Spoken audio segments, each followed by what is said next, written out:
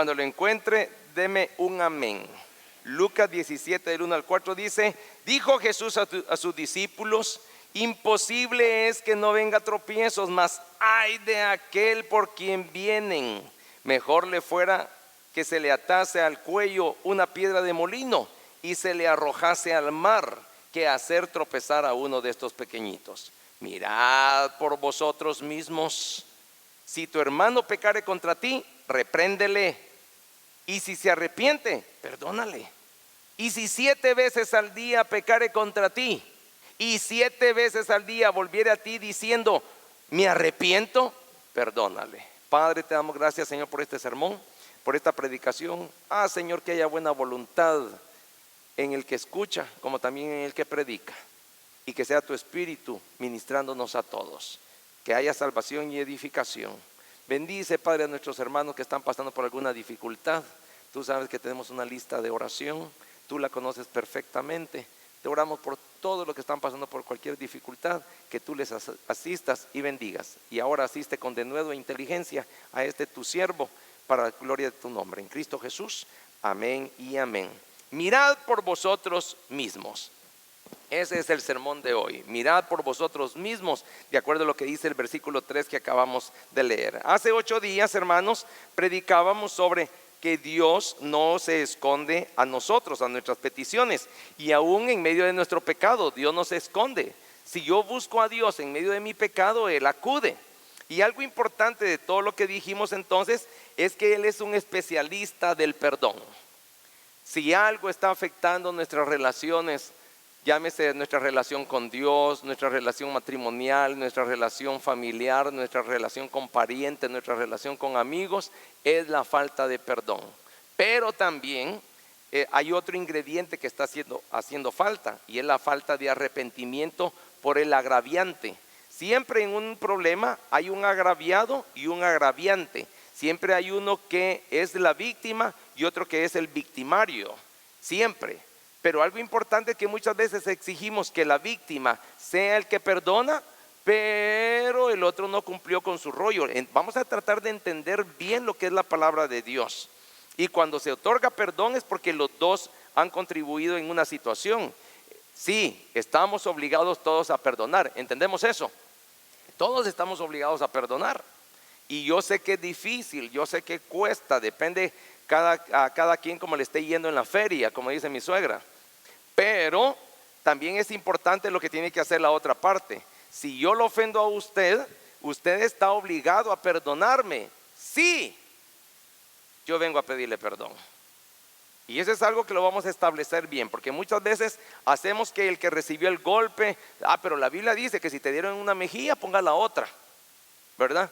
Pero el asunto es cuando ya pusimos las dos, ¿cuál otra mejilla ponemos? Se acabaron las mejillas. Entonces el punto es, ¿qué es lo que vamos a hacer? Bueno, ahí está la clave. Si 70 veces 7 tu hermano pecare contra ti, 70 veces 7 tienes que perdonarle. Si él viene 70 veces 7 también a pedir perdón. Eso es lo que está diciendo, ¿sí o no? Y por eso es que vamos a examinar bastante este tema hoy. Así que tenemos suficiente tiempo, gracias a Dios, y vamos a ir chequeando lo que dice la palabra de Dios. Jesús dijo: imposible es vivir sin tropiezos. Veamos eso primero.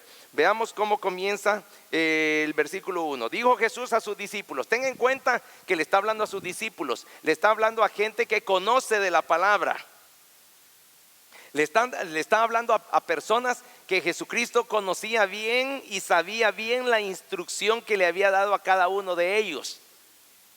El Señor sabía cómo los había instruido a cada uno de ellos en base a su palabra y a través del poder del Espíritu Santo. Y dijo Jesús a sus discípulos: imposible es que no vengan tropiezos. ¿A qué se refiere tropiezos? En griego quiere decir escandalón o escándalos. Entonces la palabra tropiezo está relacionado con escándalo. Imposible es que no hayan escándalos. Imposible es que no hayan cosas que alteran. ¿Qué es un escándalo? ¿Qué es un escándalo? Ayúdeme. Es un problema, pero ¿de dónde surgió el escándalo? ¿Qué es un escándalo? Vamos a ver, todos tratemos de aportar algo. ¿Qué es un escándalo? Una gritadera, ¿verdad? Un desorden, un relajo. ¿Qué provocó el escándalo? ¿Qué provoca el escándalo ahí en su casa, por ejemplo? ¿Qué provoca un escándalo ahí en su casa? Los desacuerdos, exactamente, ¿verdad? ¿Qué más? Ella, dijo usted. Yo le oí, fíjese que estaba viendo para allá y lo oí. Ella, dijo usted. Y después se arrepintió porque la hermana la vio con unos ojos hermosos así de, ya te voy a fusilar, le dijo la hermana, ¿verdad? Entonces, vamos a ver, ¿qué más provoca un escándalo? ¿Qué más provoca un escándalo? En la casa, hablando del escándalo, o en su casa nunca gritan. Un desacuerdo, un pleito, un malentendido, hijos desobedientes. ¿Qué más provoca un escándalo? Talía, hey Piu, ayúdame. Un malentendido. Manda, hermano José Luis. No quiere, sí, fíjese que sí. Un día mi esposa se cansó. Yo me recuerdo ahorita que lo dice usted.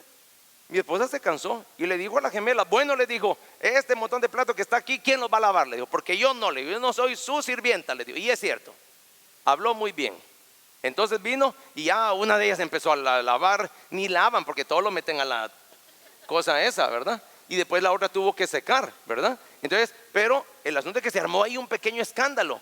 Y yo estaba profundamente dormido tomando una pequeña siesta como de 3 horas. Y me despertaron. ¿Te acuerdas de ese día, hermana Anita? No te acuerdas. Yo sí me acuerdo porque yo fui el que recibió. Entonces, pero algo importante es que escándalo es aquello que produce.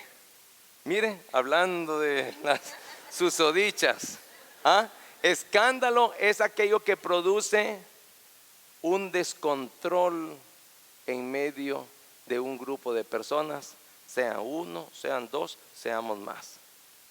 A eso se refería. Es imposible vivir sin escándalos. Es imposible que no venga algo que nos escandalice un día. En la iglesia, ¿qué cosas nos escandalizan en la iglesia, por ejemplo? ¿Qué? Ayúdenme. ¿Qué cosas nos escandalizan? Los chismes. ¿Quién dijo eso? Sí, chismes. Sí, los chismes, ¿verdad? Pero realmente una vida sin chismes sería una vida aburrida. Sí. ¿Verdad? ¿Qué más nos escandaliza en la iglesia? Desacuerdos, volvemos a lo mismo que la familia, pero ¿qué otra cosa nos escandaliza? Vamos, manda. La desobediencia, las malas noticias. ¿Noticias de qué? ¿Qué mala noticia? Una muerte, pero Frank, divorcios. Pero ¿qué escandaliza más a la iglesia? Y ahora lo voy a dirigir hacia el pastor. El adulterio de un pastor. Yo creo que eso es lo que más escandaliza a la iglesia. El adulterio de un pastor. Bueno, escandalizaría también si el pastor sale siendo del otro equipo, ¿verdad? Ay, aquí tan macho que se veía, ¿verdad? Y le gustaba el fútbol, ¿verdad? Entonces, son cosas que, bueno, esas cosas escandalizan.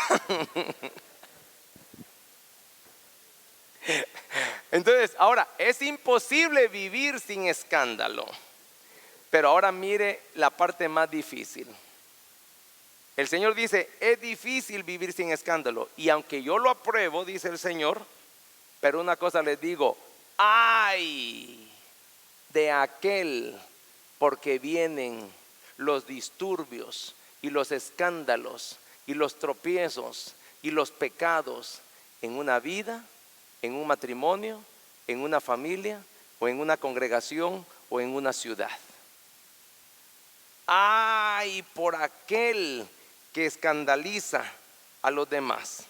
Entonces Jesús dijo, es imposible vivir sin tropiezos, es imposible vivir sin pecado, pero ay por el que vienen los tropiezos. ¿Cómo lo podría decir yo de otro modo? Pero ay por el que viene el pecado, ya sea que yo lo cometa. Algo que yo tengo que entender, hermanos, y no lo voy a tomar, por favor no me vaya a tomar la palabra para pervertirse. Esto lo aprendí yo de mi pastor, y mi pastor lo dijo tomado de la Biblia, el hermano Toby. Él dijo una vez, el problema, ahora, quiero decirles que él lo dijo porque él estaba también queriendo tapar algo por ahí, ¿verdad? Pero el siervo de Dios tiene que encargarse en tratar de tener un buen testimonio y hasta donde pueda hacer todo el esfuerzo de estar libre de pecado. Amén, iglesia. Ok, pero él dijo esto, y yo lo entendí, y fíjese que yo no lo ocupé para echar a andar todos mis malos pensamientos y mis malos deseos y zambullirme en el pecado.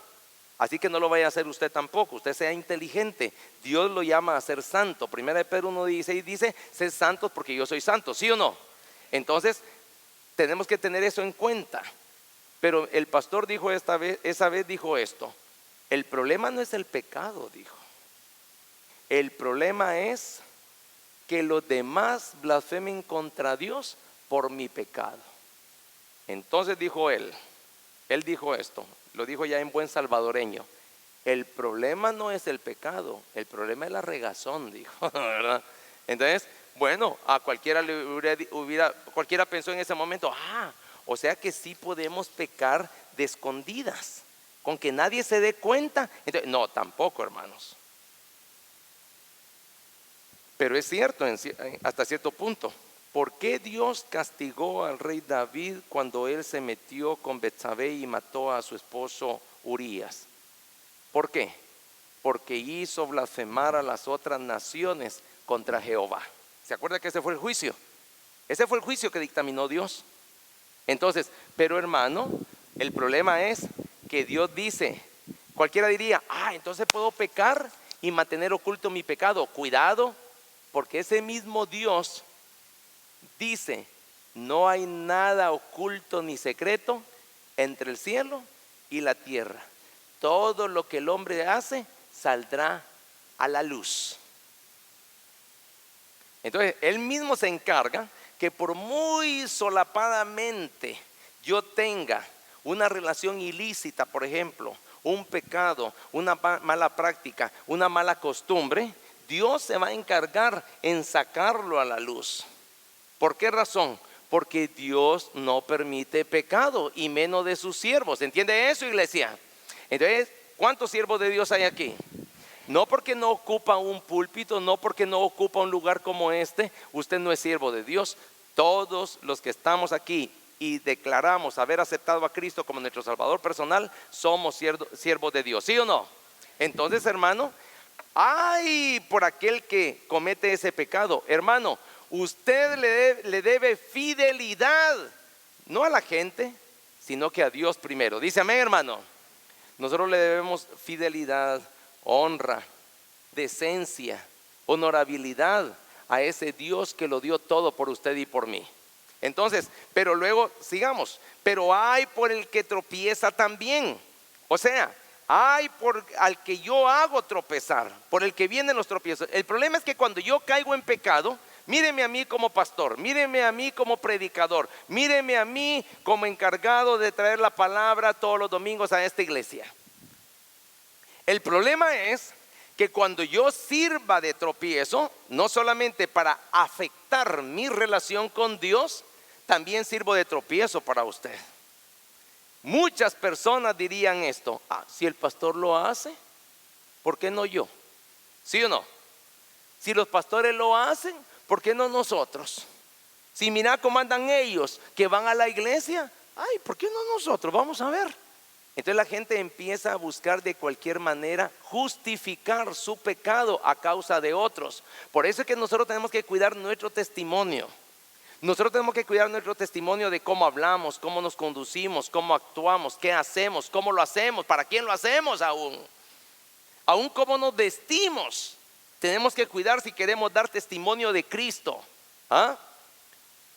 Lo que portamos aún en los vehículos, lo que nosotros enseñamos a través de nuestras vidas, tenemos que tener cuidado. Cualquiera diría: pastor, eso de ser cristiano está bien difícil. Mire, déjeme decirle que hay algo más difícil: estar en el infierno quemándose toda una eternidad.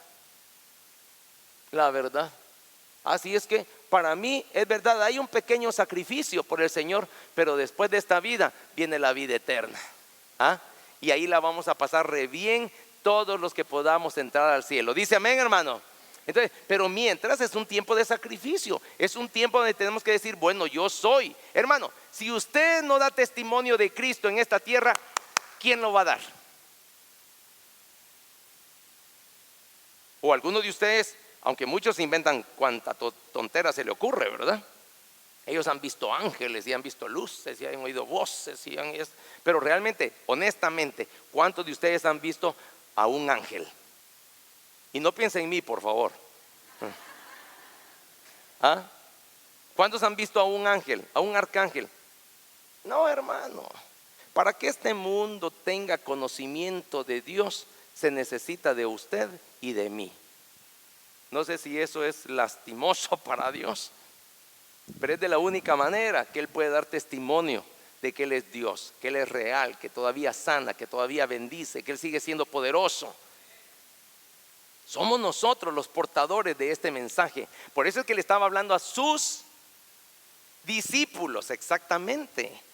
Fue a sus discípulos que les dijo: ay, si por ustedes viene un escándalo. Ay, si por ustedes la gente empieza a blasfemar. Ay, si por ustedes la gente se empieza a confundir. Ay, si por ustedes que tienen la responsabilidad de ser guías, de repente ustedes se empiezan a convertir en personas que van a frustrar la salvación en el alma, para el alma de otras personas. Ay de ustedes. No estoy en la iglesia, me puedo echar el cigarrito. Pues porque no está en la iglesia es cuando menos se debe echar el cigarrito. ¿Sí? No, hoy estoy solo entre inconversos, me puedo echar los chistes rojos. Pues porque está entre inconversos es cuando más santidad tenemos que mostrar. No, hoy como no estoy con los de la iglesia, y no estoy allá en la iglesia, puedo de vez en cuando ver a las mujeres que pasan allí. No, pues no, al contrario. Ahí es cuando tenemos que demostrar que no solamente somos educados por la buena moral, sino que hemos sido educados por la palabra de Dios. Dice amén, hermano. ¿A qué hemos venido hoy? ¿A escuchar palabra de Dios, sí o no? Pues entonces deje que esa palabra de Dios lo conduzca a usted de lunes a sábado. Ahí es donde más santidad debemos demostrar. Ahí es donde más pureza debemos de demostrar. Ahí es donde nosotros tenemos que demostrar que somos mejores cristianos todavía. ¿Por qué razón? Porque hay un mundo allá afuera que se está condenando. Y si usted no se deja usar por el Espíritu Santo, ¿cómo Dios los va a poder salvar entonces? ¿Por qué la gente no quiere entrar a las iglesias hoy? Piensa en eso, hermano. Entonces, es importante lo que el Señor dice ahí en el versículo 2, en el versículo 1. Imposible es que vengan tropiezos, mas ay de aquel por quien vienen los tropiezos. Y luego el Señor en el versículo 2 dice: mejor le fuera que se le atase al cuello una piedra de molino. Cualquiera diría, muchas personas dicen: a mí no me gusta ese predicador porque dice unas cosas bien feas, lo ofenden a uno, ¿verdad? Porque hoy todo el mundo se ofende por todo. ¿Se ha fijado que estamos en el tiempo de los ofendidos? ¿Verdad? Sí. Hoy uno cualquier cosa que dice: ya me ofendiste. Y no, eso ya me ofendió. No digas eso porque eso ofende a los, ¿verdad? No diga eso porque va a ofender a las. Y hoy por todo se ofenden. Hoy en los canales de televisión, por ejemplo, desde hace mucho tiempo, hermano Gustavo, cada vez que va a aparecer un programa dice: y no somos responsables de todo lo que se venda, diga de este producto, que no hay, pero bien que cobran, ¿verdad? Ahí sí son responsables, ¿verdad? Para cobrar, pero no son responsables de lo que digamos. ¿Por qué? Porque de repente, si usted menciona Jesús, ya me ofendió. La Biblia, ya me ofendiste. Hay que casarse solo entre hombre y mujer, no, ya me ofendiste. Y por todo se ofende hoy todo el mundo. Pues mire, esto es una peor ofensa, lo que el Señor dice aquí. Y muchos lo leemos y ni cuenta que nos damos. Se lo voy a leer de nuevo y se lo voy a parafrasear. Mejor le fuera que se le atase al cuello una piedra de molino. ¿Qué era una piedra de molino? Era una rueda hecha de pura roca. Y el único que la podía mover era un burro. ¿Sabía usted? Le ataban al pobre burrito a esa piedra que servía para estar moliendo semilla. Y resulta que el burrito pasaba todo el día haciendo esto, dándole vuelta a esa piedra. Y se necesitaba el peso de esa piedra para que pudiera moler la semilla seca de cualquier cosa que pusieran allí. Estaba el burrito. Entonces el Señor lo que está diciendo en pocas palabras es: el que le sirva de tropiezo a uno que yo he destinado para la salvación, más le vale que como burro se ate esa piedra y se ahogue mejor. ¡Ay, me ofendió! El Señor quiere que yo me ahogue. El Señor me dijo burro. Espérese. y a los que mueren sin Cristo se van al infierno. ¿Qué hubo? Entonces el punto es, hermanos, que nosotros tenemos que dar cuenta que cuando el Señor habla es porque tiene un mensaje detrás de esa letra. Dice amén, hermano. Y nosotros tenemos, diga conmigo, yo soy inteligente. Diga conmigo, yo soy sabio. Tenemos que ser inteligentes y sabios para entender el mensaje que Dios nos está mandando hoy. Y tenemos que reconocer que aparte de la sabiduría y la inteligencia, estamos adquiriendo a través de este mensaje responsabilidad. Dios nos está diciendo: ay de ti si por ti vienen personas que blasfeman. Ay de ti si por ti vienen escándalos a ese trabajo, a esa empresa, a ese taller, a esa oficina. Ay de ti, ten cuidado porque ahí tengo pueblo también, dijo Dios. Y ahí tengo personas que quiero salvar y quiero llevarlas al cielo también. Ay de ti, ten cuidado tú, hijo de Dios. ¿Cuántos cristianos hay aquí? A ellos les estoy hablando yo en el nombre del Señor. Si usted es un cristiano, cuide cómo habla, cuide cómo se comporta, cuide cómo se conduce, cuide en lo que participa y en su trabajo.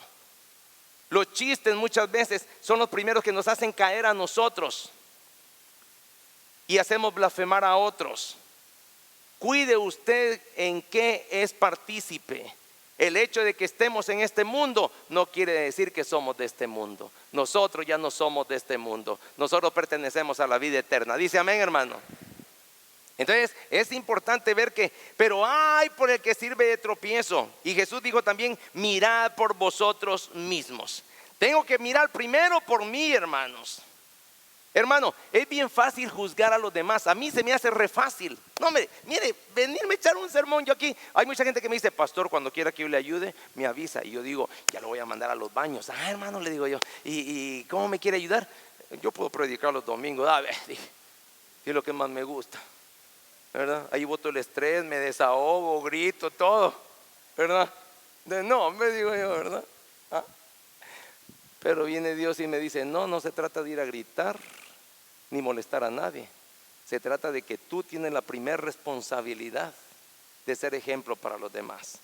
Y mire lo que nos dice el Señor. Vaya al libro de Lucas siempre, pero capítulo 6, versículo 4. Mirad por vosotros mismos. Mirad por vosotros mismos.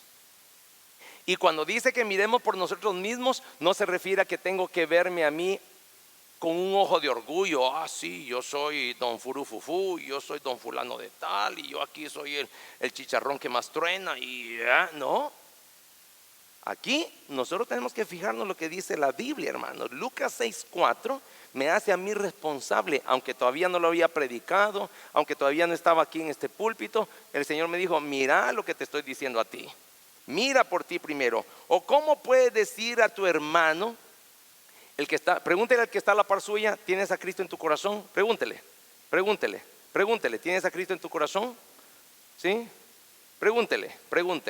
Ahora usted respóndale: ¿cuántos tienen aquí a Cristo en su corazón? Entonces el Señor me hace responsable a mí de los que tienen a Cristo, porque usted es mi hermano, mi hermana. Fíjese lo que el Señor me dice: ¿cómo puedes decirle a tu hermano o a tu hermana: déjame sacar la paja que está en tu ojo, no mirando tú primero la viga que está en el tuyo? Y mire cómo el Señor me habla de duro. Hipócrita, me dice. Hipócrita. Criticas a tu esposa, criticas a tus hijos, criticas a tus hermanos, criticas a tu familia, criticas a tus parientes, criticas a todo el mundo. Hipócrita, me dice. Saca primero la viga de tu propio ojo.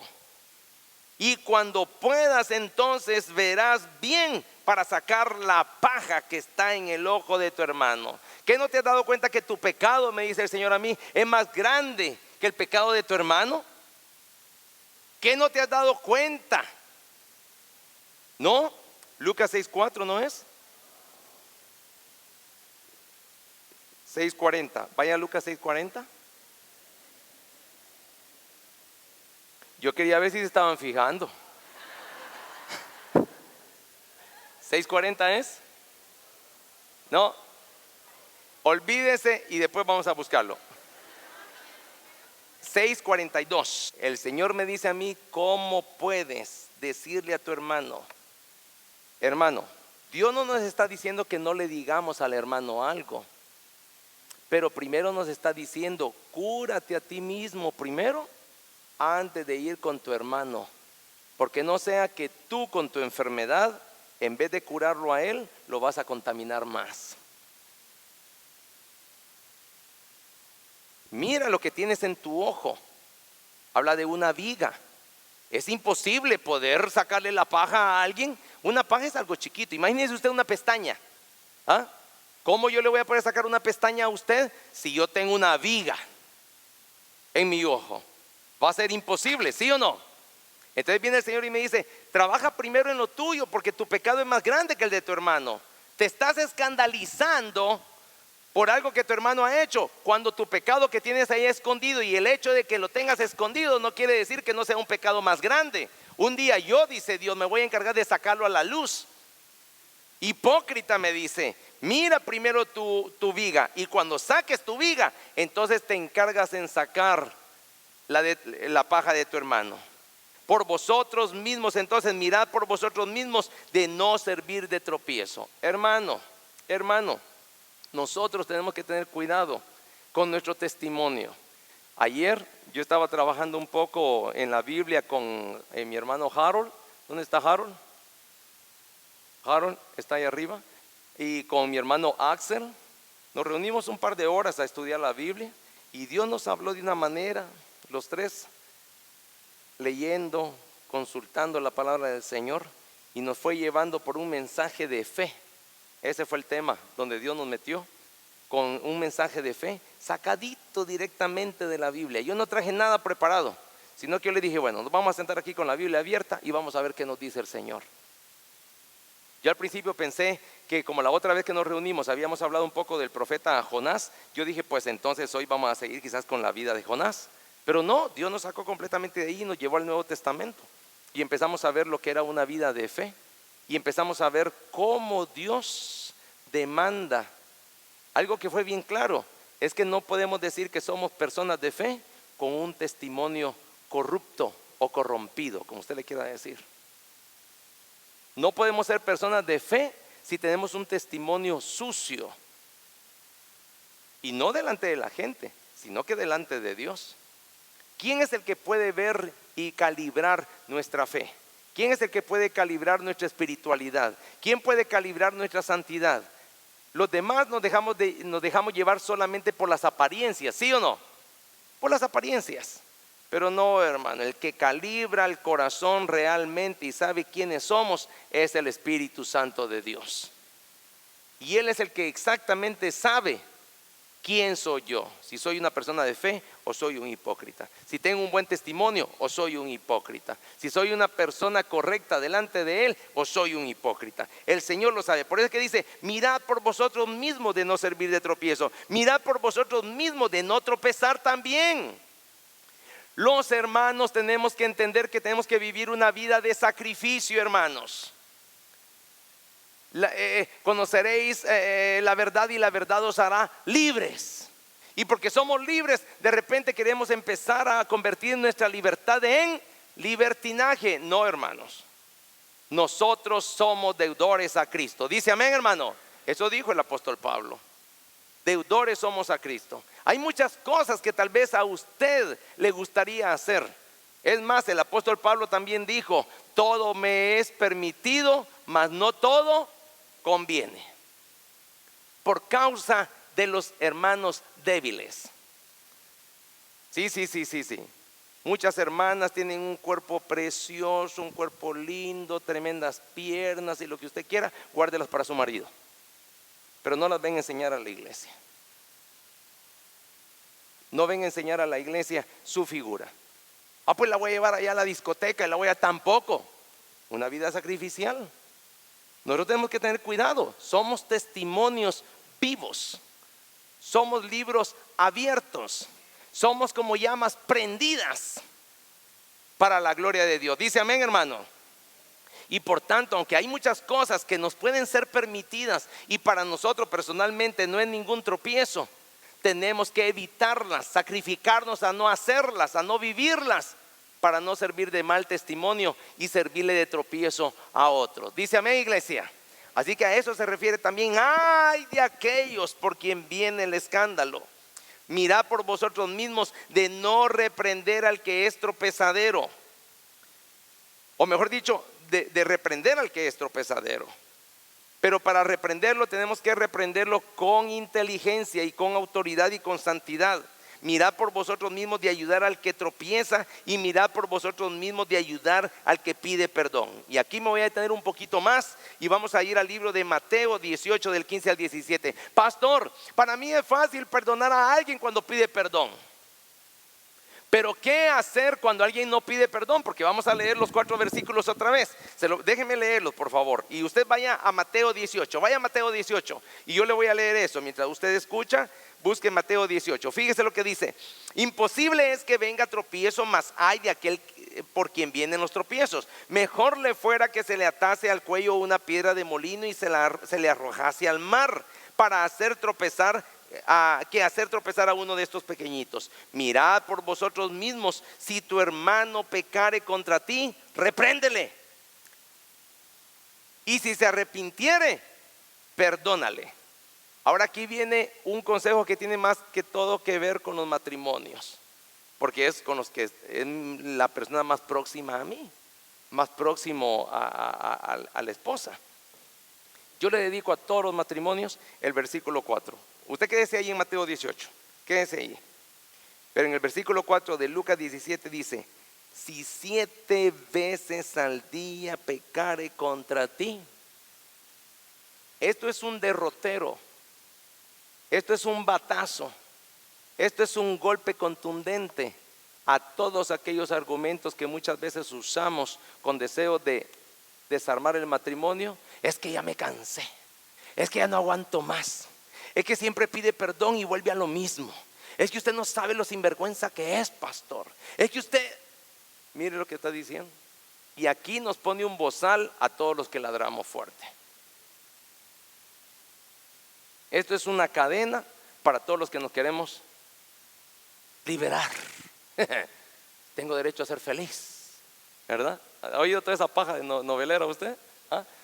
Tengo derecho a ser feliz, ya no aguanto más, el amor se murió, todo se acabó.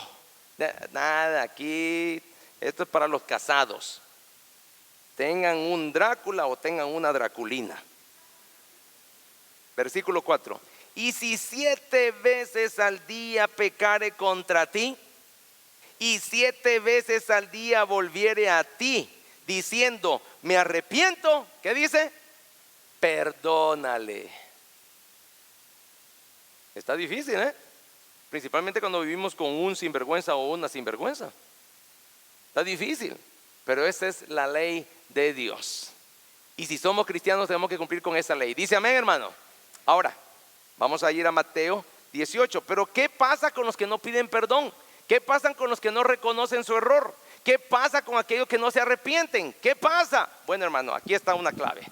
Aquí está la clave. Vaya a Mateo 18 al versículo 15 y vamos a leer del 15 al 17.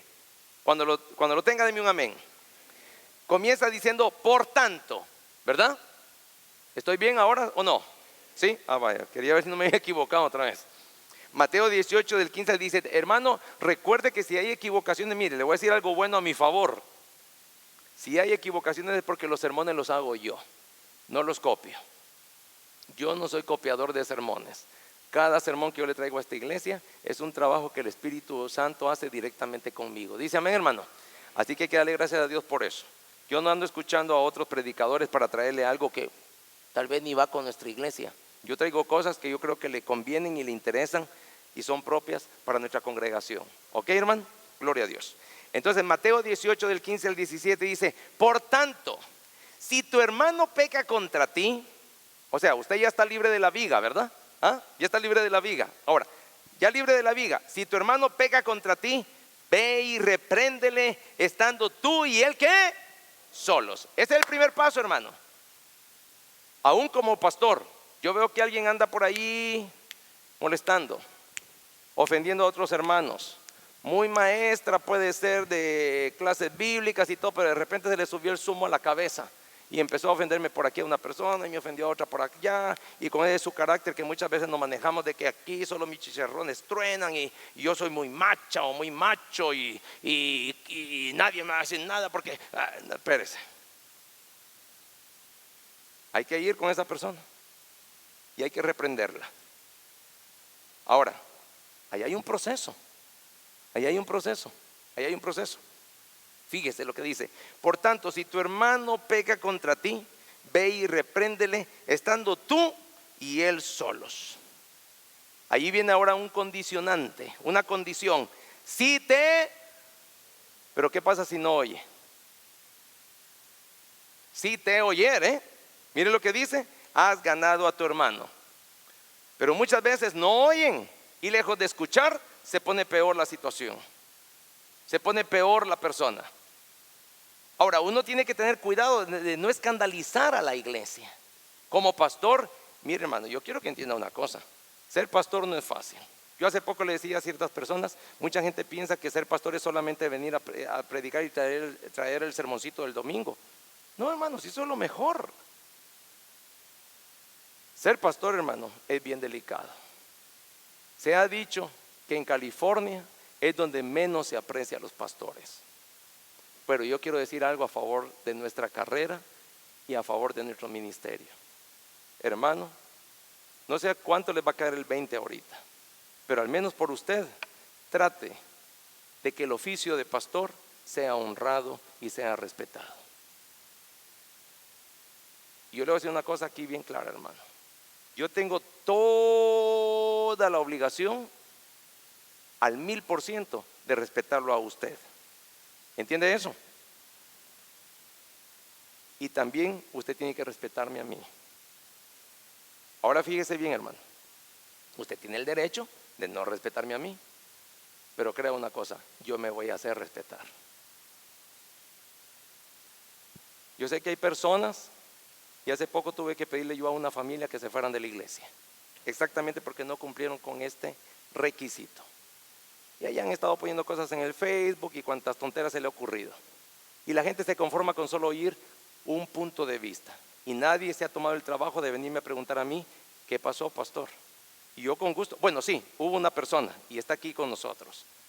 Hubo sí una persona, y se lo agradezco, que vino a preguntarme qué pasó con esa familia. Y yo le di una explicación correcta, sincera y amable. Si esta persona que está aquí cree que no fui amable en responderle, que lo diga ahorita. Pero yo fui amable.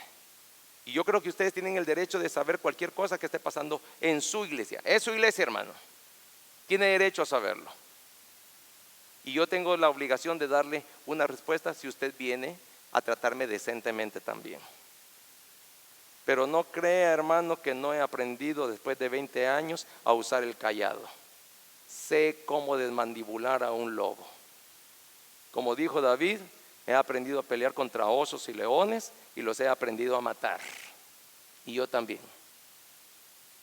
Y no crea que porque vienen 5 o 6 o 8 de un solo a hablar conmigo, yo me voy a amedrentar. Yo estoy convencido que estoy haciendo un oficio para la gloria de Dios. Si detrás de uno que ya no se puede defender dicen cosas, ahí vea usted si las cree o no las cree, hermano. Ese es muy su problema. Pero mientras, yo tengo una obligación con Dios y una obligación con los que aman su palabra, recibiéndola en este lugar. Y si yo de repente miro que una persona se empieza a comportar difícilmente, y con eso con lo que yo cierro al final, difícilmente, y no puedo yo lidiar con esa persona, yo creo que lo más saludable para esa persona, de todos modos ya ni le edifican mis sermones, tampoco a mí me edifica estarlo viendo ahí sentadote. Entonces yo les voy a pedir que se retiren, porque prefiero quedarme con los que quieren trabajar en paz conmigo que con los que me quieren estar complicando la vida. Es mi derecho también, porque si no me ofendo, ¿ok? Así es que, versículo 15: por tanto, si tu hermano peca contra ti, ve y repréndele, estando tú y él solos. Si te oyere, has ganado a tu hermano. Mas si no te oyere, toma aún contigo a 1 o 2, para que en boca de 2 o 3 testigos conste toda palabra. En este caso que les estoy contando, Yo quise llegar a la segunda reunión y ya no pude. La persona no quiso acudir ya a la cita. Entonces, mejor les pedí yo que se retiraran. Si no lo oyere a ellos, dilo a la iglesia. Y ahí, con nombre y apellido, hermanos. Con nombre y apellido. Y si aún a la iglesia no la oyere, tenle por gentil y publicano. ¿Qué quiere decir eso? No es salvo. Porque el que es salvo y tiene a Cristo en su corazón, ha aprendido a imitar la humildad de Cristo. Dice amén, hermano. Así es que eso es algo importante. La gloria sea para Dios, hermano. La gloria sea para Dios. Y eso es algo importante también que lo quiero decir a los matrimonios. Hubo un caso donde se estaba destruyendo el matrimonio.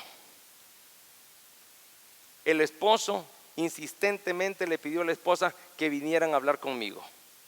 Y la esposa todo el tiempo le dijo esto: ¿y para qué voy a ir a hablar con él si ya sabemos lo que nos va a decir y yo ya sé a lo que me va a obligar? Yo no puedo obligar a nadie. Yo uso la palabra solamente para decirle a la esposa cuál tiene que ser su comportamiento correcto, como también al esposo, ¿sí o no?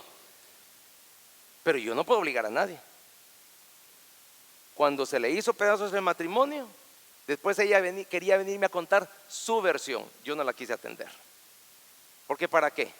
Si en el momento que podíamos haber arreglado algo, ella no quiso por su rebeldía, por su orgullo, por su soberbia.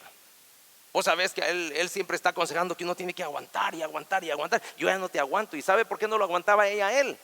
Porque él perdió su trabajo, porque él porque dejó de llevar dinero a la casa, y para ella ese pobre hombre era solamente un burro que significaba quien la mantenía. Pero cuando él se enfermó y cuando él perdió su trabajo, ella le dio una patada, ¿ya sabe dónde? Y se deshizo de él. Y ahí después quería venir a hablar conmigo. No, hermanos. La iglesia es un rebaño. La iglesia es un rebaño. La iglesia es un rebaño. Ok. Un rebaño compuesto de ovejas, no de lobos. A los lobos en un rebaño no se les quiere. Los lobos en un rebaño no son bienvenidos. Cuando un lobo se acerca a un rebaño de Cristo, hay que matarlo. Y esa es responsabilidad del pastor y sus diáconos. Así es que tenemos la responsabilidad de cuidar al que quiere ser rebaño de Cristo. Dice amén, hermano. Así es que el consejo de Dios es que todos tratemos de llevarnos bien. Es el consejo. En lo que de ti dependa, tratad de estar en paz con todos. Eso dice la palabra, ¿sí o no? El consejo de Dios es que tratemos de llevarnos bien con todos. Pero si hay personas difíciles de tratar, lo mejor es poner distancia con ellos. Yo tengo ese método, hermano. Yo digo, bueno, si yo le caigo mal a esa persona, yo voy a tratar de suavizarle la vida. Mejor, por ejemplo, de repente a mí me invitan a reuniones donde yo sé que va a haber alguien que le caigo mal. ¿Para qué voy a ir usted? Y si alguien me ama, por favor no me pongan en ese trabajo. Ustedes bien saben a quién yo le caigo mal. Pastor, venga a mi piñata y me voy a encontrar ahí con... Y me dan ganas de ponerme mi collar de ajo y una cruz, sí. No me hagan pasar por eso, hermano. Si me ama un poquito, si me aprecia. Usted bien sabe a quién le caigo yo mal. Entonces, no me hagan eso. ¿Por qué? Porque yo cuando yo siento que hay diferencia con alguien, yo empiezo a alejarme. Yo no trato de que alguien me acepte a la fuerza. Solamente mi mujer. Ella tiene que cargar esta cruz cada día. Entonces, pero si hay obligación, fíjese lo que le pongo ahí. El consejo de Dios es que todos tratemos de llevarnos bien. Pero si hay personas difíciles de tratar, lo mejor es poner distancia con ellos. Pero si hay obligación de convivir con estas personas, hay que confrontarlos como la Biblia dice. Y si aún allí no se puede arreglar nada, hay que ponerlos fuera de acción. porque una persona mala puede echar a perder a las demás. Pero hay que tener cuidado de no ser injustos, porque con la misma vara con que se mide, seremos todos medidos. Por esta razón, mirad por vosotros mismos. El que es de Dios, las palabras de Dios oye. Vamos a orar. Padre.